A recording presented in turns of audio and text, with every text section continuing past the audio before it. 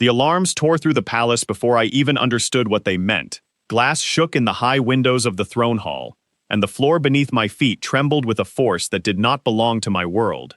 I was standing beside my mother when the ceiling cracked open with light, and something came screaming down from the sky, trailing fire and smoke across the Thren Basin, like a wound cut into the clouds. I did not run toward safety. I ran toward the crash.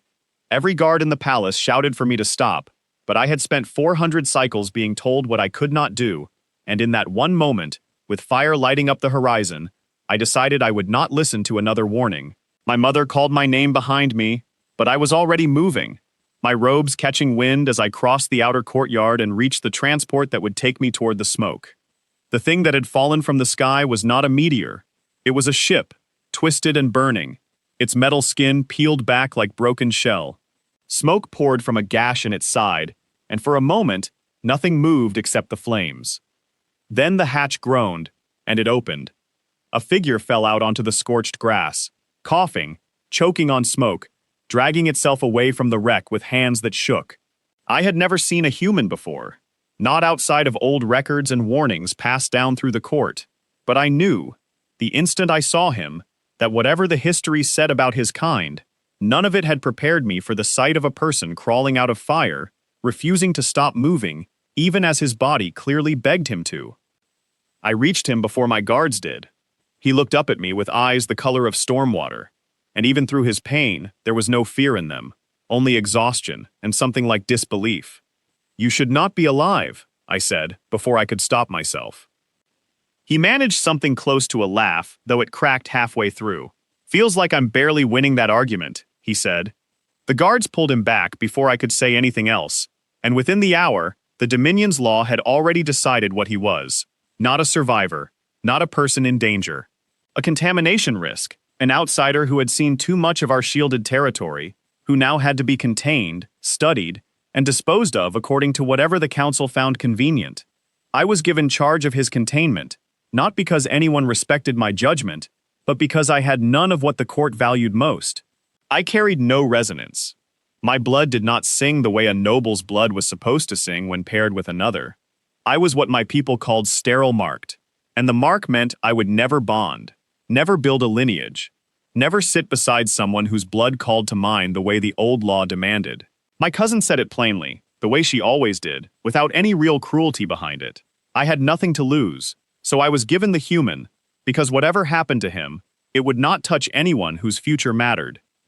I did not know yet that being given him would change everything I believed about what a future could be. His name was Elias Grant. He told me on the second day, through the barrier of the observation glass, while healers worked to close the wounds, smoke and fire had carved into his arms. I asked why he would give his name to someone holding him prisoner. He said it was rude not to, even in captivity, and something about the answer stayed with me long after the healers had gone. The Dominion's law said I was only meant to observe him, report his behavior, note anything that might prove useful for the council's decision on whether to execute him quietly or use him as a bargaining chip with the human worlds beyond the basin's shielded border. I followed that law exactly as it was written for the first several days. Then I started staying past the hours required.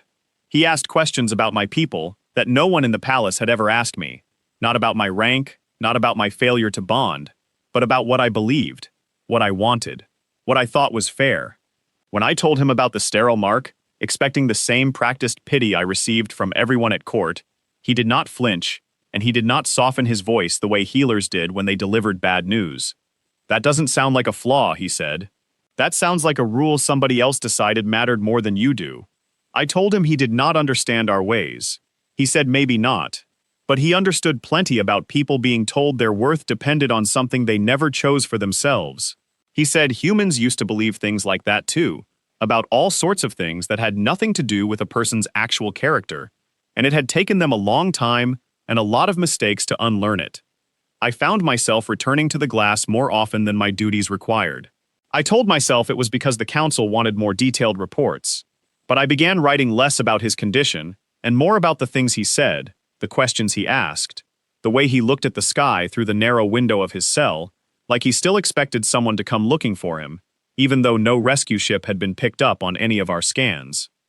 On the 7th day, He asked me something that unsettled the careful order I had built my entire life around. How do your people choose who to marry? He asked. Or bond? Or whatever the word is here. I explained the resonance test. How healers measured the crystalline patterns in the blood of two people, and if the patterns matched in the right way, the bond was permitted. If they did not match, no ceremony, no court, no elder would allow the pairing, no matter how the two people felt about each other. He was quiet for a long moment. Then he asked what happened to people whose blood matched no one at all. I told him the truth, plainly, the way I had learned to say it without letting my voice shake. They lived alone. They served the court in whatever role required no lineage. They were never expected to build a family, because the law considered it impossible for them. That's not impossible, he said. That's just a different kind of unlucky. Impossible is something else entirely. I asked him to explain what he meant, and he told me about his own world, where people did not test each other's blood before deciding to spend a life together. Where love, according to him, was mostly a matter of choice, built slowly over shared meals and shared mistakes and shared mornings, not measured in a single test performed by healers before either person had even spoken a full sentence to the other. I did not believe him at first. It sounded like the kind of story children were told to make loneliness sound romantic, but something in the way he spoke made it hard to dismiss entirely, and I found myself thinking about his words long after I had left the containment wing for the night. The council's patience with his survival ran out faster than I expected. On the 12th day, I was called before the throne and told that the decision had been made. Elias Grant would be executed within 3 days, quietly, in a manner that would leave no trace for the human worlds to trace back to the Dominion. His ship's black data core would be destroyed. His name would disappear from every record we kept, as if the sky had never opened above the Thren Basin at all. I asked why execution was necessary instead of simple exile beyond our borders. The High Adjudicator told me, without any anger in his voice, that a human who had seen our shielded defenses could not be allowed to return to his own people carrying that knowledge. It was not personal. It was law. It had always been law, long before either of us existed. I left that hall with my hands shaking, though I did not understand yet why the news struck me so hard. It was not simply the unfairness of it, though that alone would have been enough to trouble me. It was something closer to fear, a fear that had nothing to do with contamination risks or council politics, and everything to do with the idea that I would never again hear him ask me a question that made me look at my whole life differently. I went to him that night, past the hours any guard would have approved, and told him what the council had decided. I expected him to panic, or beg, or turn cold the way people sometimes do when fear takes over completely. Instead, he simply looked at me and asked if there was anything either of us could do about it. I told him I did not know.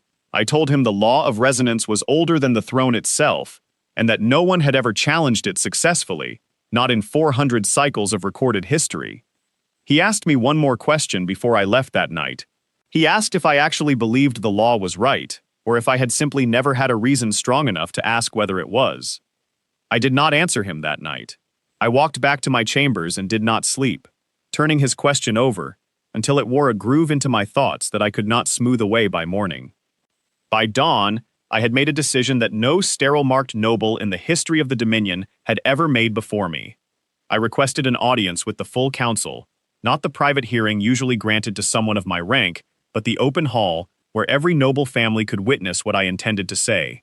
My mother tried to stop me at the door, warning me that whatever I planned to argue, the law would not bend for sentiment. I told her this was not sentiment. It was something closer to justice, though I understood if she could not see the difference yet. I walked into that hall knowing every eye in the room would judge me the same way they always had, as the noble whose blood sang for no one, whose future had already been decided the day the healers ran their diagnostic light over my veins 400 cycles ago. I stood before the throne, and for the first time in my life, I did not lower my eyes.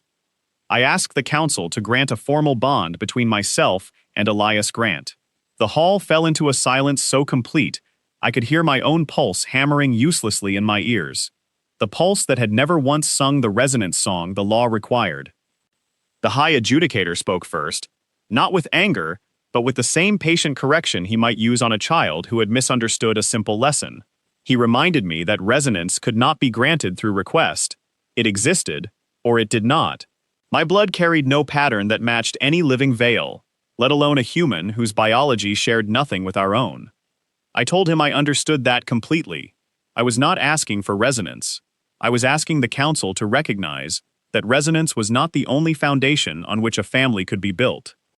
The murmurs that spread through the hall were not kind, but they were not entirely dismissive either. I saw a few of the older nobles lean forward, listening more closely than they had likely listened to me in my entire life. I spoke about what Elias had taught me over those 12 days, that humans built their families through choice, sustained over time, through shared effort, rather than a single measurable moment, decided before either person had spoken. I told them that our law, as ancient as it was, had never once considered what happened to someone like me, someone whose blood simply did not match anyone, not because something was wrong with me, but because the test itself was incomplete. I told them that a law built only on resonance was a law that had already failed every sterile-marked child before me, generation after generation, quietly, without anyone ever standing in this hall to say it aloud. The High Adjudicator did not grant my request that day. He told me the council required time to consider whether such a precedent could exist within our law at all, and that Elias Grant's execution would be delayed only long enough for that consideration to take place. 3 seasons passed before the council reached its decision. 3 seasons in which I fought harder than I had ever fought for anything in my life, presenting arguments before elders who had never once had to justify why the law treated people like me the way it did. I gathered records of every sterile-marked noble in the Dominion's history, showing how many had lived and died without ever being asked whether they wanted a life beyond ceremonial duty. I asked the council to imagine what might have been possible for each of them, had the law allowed for something beyond a single blood test. Elias remained in containment through all 3 seasons, though the conditions eased slightly once the council agreed to delay his execution. I visited him as often as I could, and in those visits, I learned more about who he actually was, beyond the questions he had first asked me. He told me about his home, about the family that must have believed him lost by now, about the quiet ache of not knowing whether they would ever learn what had happened to him. I told him about my own quiet ache, one I had carried for 400 cycles, believing it was simply the shape my life was always meant to take. Neither of us spoke about what would happen if the council refused my request. I think we both understood that some fears are better carried in silence than spoken aloud, where they might grow heavier simply from being given words. On the day the council finally returned its decision, I stood in the same hall where I had first spoken, and I found that my hands, for once, were steady. The High Adjudicator told me the council would not grant an exception to the law of resonance. My breath caught, and beside me, though he was not permitted to stand at my side during the ruling, I could feel Elias watching from the guarded doorway where they had allowed him to witness the outcome that would decide his fate. Then the High Adjudicator continued, and his words shifted the ground beneath everything I had believed possible. The council would not grant an exception. Instead, they would grant a new law entirely, one that recognized a second path to a formal bond, built not on resonance, but on a period of demonstrated commitment, witnessed and confirmed by the court over time. It would not replace the old law. It would exist beside it, for those whose blood carried no pattern to match, so that resonance would no longer be the only foundation upon which the Dominion recognized a family. I do not fully remember what I said in response. I remember turning toward the doorway and seeing Elias standing there, no longer a prisoner, no longer contamination to be quietly erased from the Dominion's records, but a person the court had finally agreed to see clearly. The years since that day have not been simple. Building a new law is easier than living inside the doubts of those who still believe the old way was the only way. Some nobles still look at me the way they always did, as the sterile-marked daughter who never should have been given a voice loud enough to change 400 cycles of tradition. But others, quietly, began asking questions of their own, wondering aloud whether the old law had failed people they had never thought to consider before. Elias stayed in the Thren Basin, though not as a prisoner, and not entirely as an outsider anymore either. We built something slowly, the way he always said his people built things, through shared meals, and shared mistakes, and shared mornings, none of it measured by a healer's diagnostic light, all of it measured instead by the simple choice to keep showing up for each other, day after day. We later welcomed 2 children into our home, both orphans from the basin's outer settlements, both carrying no resonance match of their own, both once considered unbondable under the old law the way I had been. I watched them grow up knowing something I never had the chance to know at their age, that the family they belonged to was not something denied to them by the shape of their blood, but something chosen for them, and by them, every single day. I was told for 400 cycles that I could never build a family of my own. I believed it, because everyone around me believed it too, and because I had never been given a reason strong enough to question it. Then a ship fell out of the sky, carrying a man who asked questions no one in my world had ever thought to ask, and everything I believed about what was possible for someone like me changed, one honest conversation at a time. I have a family now, not because the law finally decided I deserved one, but because I finally understood that some rules are worth challenging, no matter how long they have stood unquestioned, no matter how impossible they once seemed to overturn.